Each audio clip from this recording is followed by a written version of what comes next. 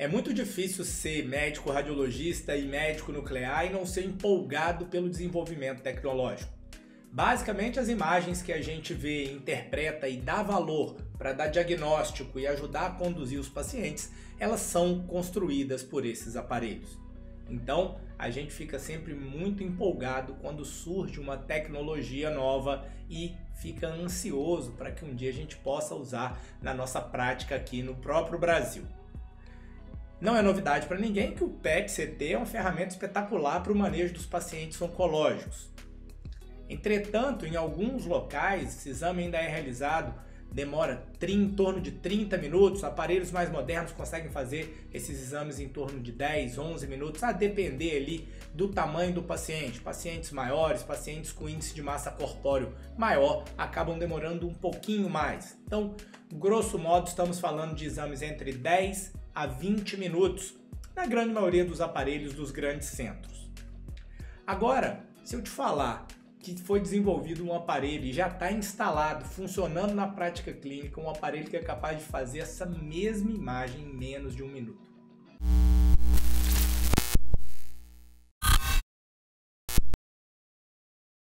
Hoje a gente vai falar um pouquinho do Siemens Quadra, que é um aparelho que foi instalado aqui. O primeiro foi instalado na clínica, na Mayo Clinic, lá em Rochester, Minnesota. Foi instalado em outubro do ano passado, já está funcionando aí há pelo menos uns 5 meses, fazendo imagens diagnósticas e com potencial de fazer em menos de um minuto. Nos próximos minutos a gente vai te mostrar algumas vantagens e até algumas imagens que já foram publicadas desse aparelho. Toda vez que a gente coloca, né, uma tecnologia, que a gente acrescenta uma tecnologia, a gente fala muito disso aqui no canal, né? Uma tecnologia nova geralmente chega com um preço mais caro, mas para que ela se estabeleça, ela precisa resolver algum problema que existia antes. Então, qual é o problema, o desafio que existe para essa nova tecnologia resolver? Se essa tecnologia resolver esse problema de forma muito eficiente e conseguir gerar ganhos, mesmo que no longo prazo, por resolver esse problema, ela pode se transformar numa tecnologia custo-efetiva e então ser absorvida pelo mercado. Hoje, quando a gente fala de realização dos exames de PET-CT, a gente tem alguns fatores que são limitantes. Primeiro é o custo do radiofármaco. Para ficar fácil de entender, caso você não seja médico nuclear, a gente está falando do, abre aspas, contraste, fecha aspas, que vai ser injetado para a realização do exame de PET-CT. Hoje no Brasil a gente tem essa produção feita em alguns poucos locais, a maioria deles localizados nas regiões sul e sudeste do Brasil. Isso dificulta a distribuição desse material. Sei que você pode estar pensando, por que não faz um estoque? Como o material é radioativo, ele tem uma coisa que chama meia-vida. No caso do flúor, ela está ali em torno de 2 horas, ou seja, a cada 2 horas, mesmo que você não use o material, você só tem a metade. Um exemplo fácil de você entender. Vamos supor que você compre 100 unidades desse material. Não usou, daqui a 2 horas você tem 50. Daqui a mais 2 horas você tem 25. Essa é uma dificuldade, porque é preciso que os centros produtores desse fármaco, desse contraste, estejam próximos, estejam pertinho do local que vai realizar o exame. Nem sempre isso é possível. Então, às vezes eu preciso produzir muito lá no meu centro de produção para botar num carro, levar até o aeroporto, botar num avião, levar para uma cidade que é mais longe. E isso limita a produção, limita o acesso e aumenta o custo. Então, eu tenho custo alto, distribuição dificultada pela malha aérea e eu tenho poucos centros produzindo. A gente vem evoluindo isso aos poucos, com a iniciativa privada podendo e assumindo a responsabilidade de fazer essa distribuição no Brasil, mas a gente gostaria que a coisa fosse mais rápido para a gente poder ajudar mais pacientes.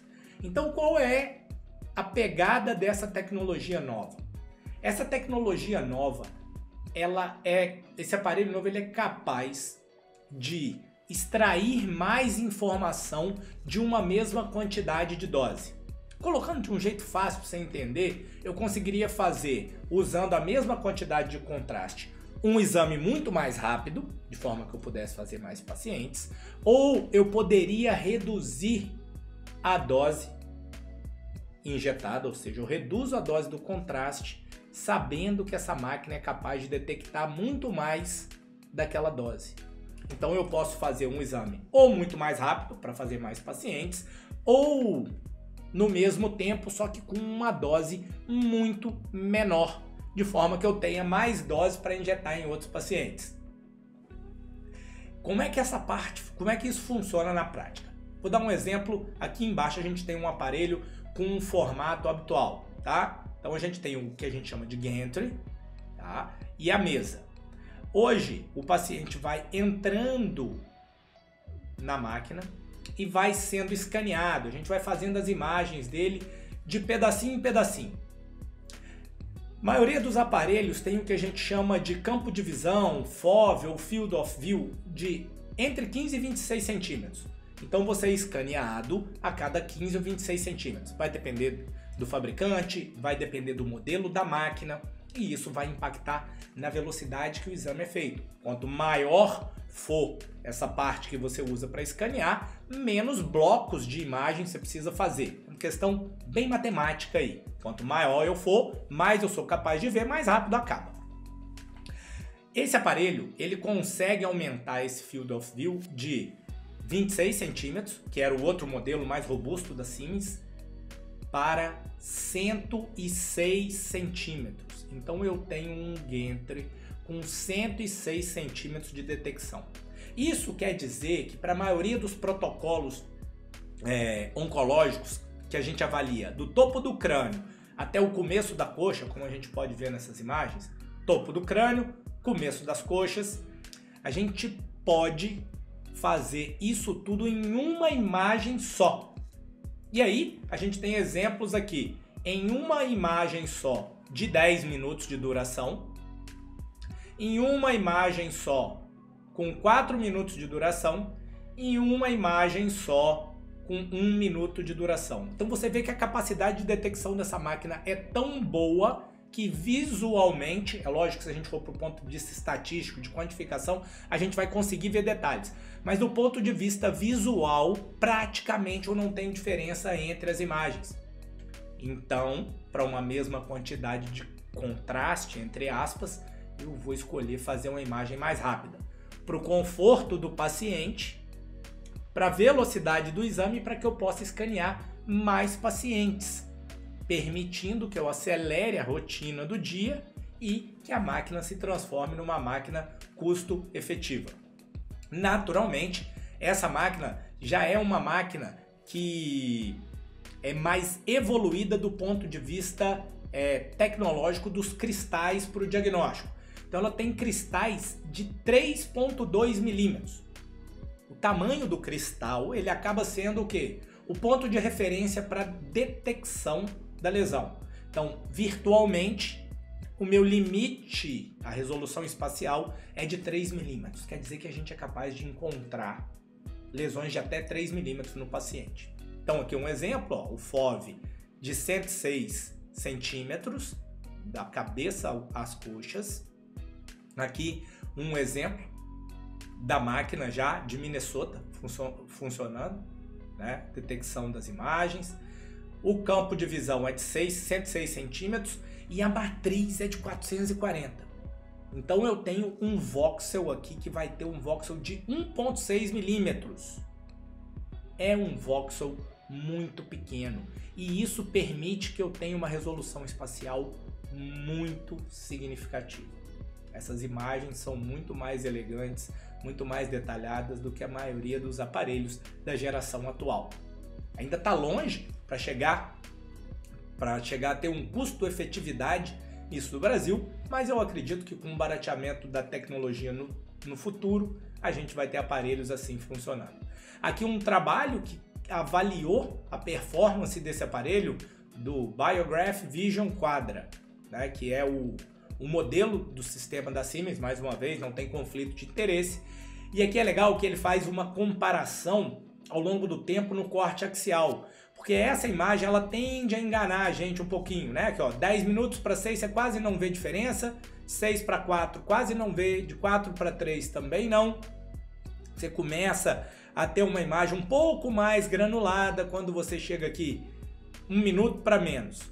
Aqui a gente tem 30 segundos de imagem. É muito rápido. É muito rápido.